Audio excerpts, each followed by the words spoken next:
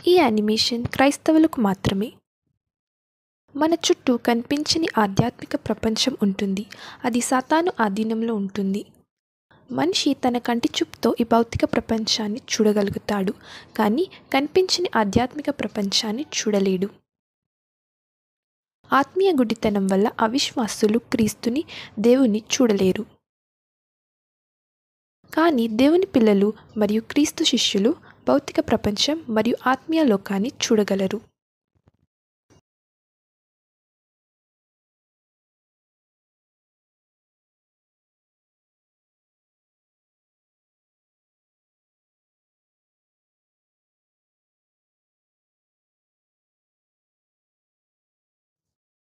ఇతను డానియల్. ఇతను క్రీస్తుని శిష్యుడు మరియు కనిపించని ఆధ్యాత్మిక లోకంలో దేవుని సైనికుడు. భౌతిక ప్రపంచం మరియు ఆత్మీయ ప్రపంచంలో డానియల్ ఇలా కనిపిస్తాడు. ఇక్కడ ఎంతోమంది దురాత్మలకు బానిసలుగా ఉండటం కనిపిస్తున్నారు. భౌతిక ప్రపంచంలో మరియు ఆధ్యాత్మిక ప్రపంచంలో డానియల్ మరియు తక్కిన వారు ఎలా ఉంటారో ఇక్కడ చూడవచ్చు. డానియల్ దేవుని రక్షణ కవచాన్ని ధరించి ఉన్నాడు. అతని పక్కన ఉన్నవారు దురాత్మల చేత బంధింపబడ్డారు.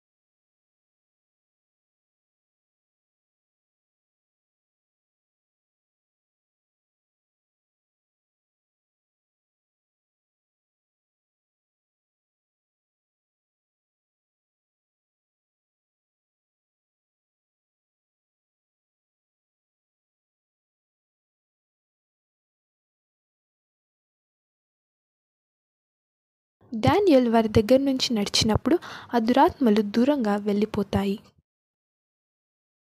ఈ దురాత్మలు డానియల్ పై ద్వేషాన్ని ఆ ప్రజల్లో పెంచుతాయి.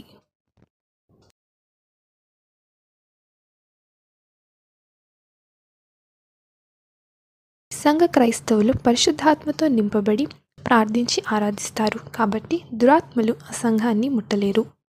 చాలామంది క్రైస్తవులు దురాత్మలచే పీడింపబడుతున్నారు.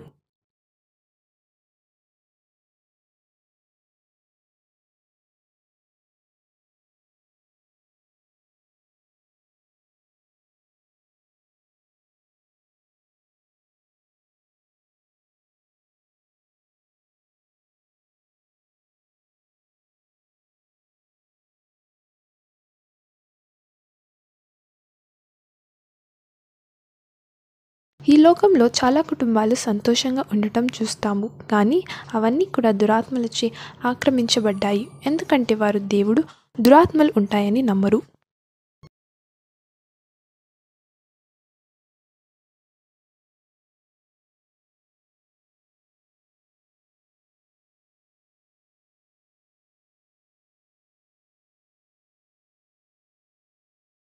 డానియల్ వాళ్ళ ఇల్లు దేవుని దూతలతో రక్షింపబడుతుంది.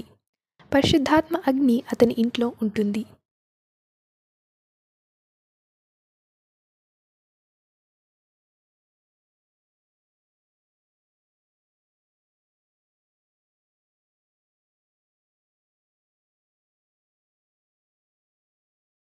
డానియల్ భార్య అయిన డయన్ మరియు అతని 3 పిల్లలకి రక్షణ కవచం అక్కర్లేదు, ఎందుకంటే పరిశుద్ధాత్మతో డానియల్కి అతని ఇంటిపై అధికారం కలదు. ఆత్మీయ ప్రపంచంలో దేవుని దూతలు డానియల్ భార్యని మరియు పిల్లల్ని నిరంతరం కాపాడుతూ ఉంటాయి.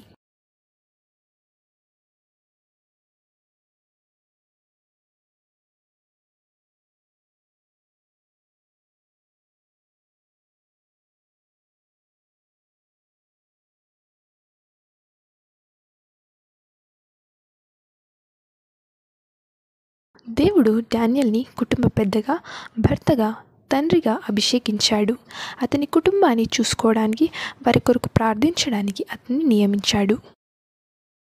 ఏలి అనగా మనం పోరాడినది శరీరులతో కాదు కానీ ప్రధానులతోనూ అధికారులతోనూ ప్రస్తుత అంధకార సంబంధులకు లోకనాథులతోనూ ఆకాశమండలమందున దురాత్మల సమూహములతోనూ పోరాడుచున్నాము.